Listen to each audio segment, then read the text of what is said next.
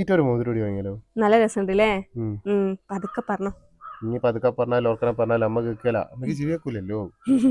മക്കളെ അവസ്ഥ വന്നാലേ മനസ്സിലാവൂ, പറഞ്ഞറിയിക്കാനാകുകയില്ല. അമ്മേ, അത് തമാശ പറഞ്ഞ, തങ്ങളൊന്നും വിചാരിക്കണ്ട.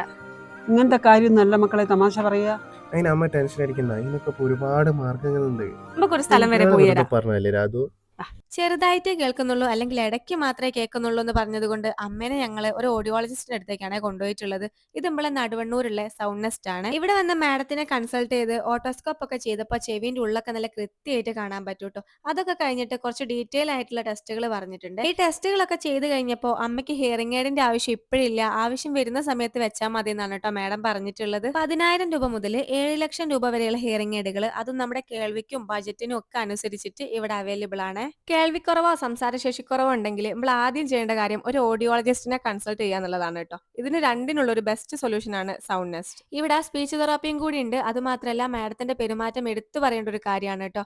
വീഡിയോന്റെ അവസാനം ഞാൻ ബുക്ക് ചെയ്യാനുള്ള നമ്പർ കൊടുക്കുന്നുണ്ട്. അപ്പൊ ലൊക്കേഷൻ വരുന്നത് കോഴിക്കോട് നടുവണ്ണൂർ സ്കൂളിന്റെ നേരെ ഓപ്പോസിറ്റ് ആണ് കേട്ടോ.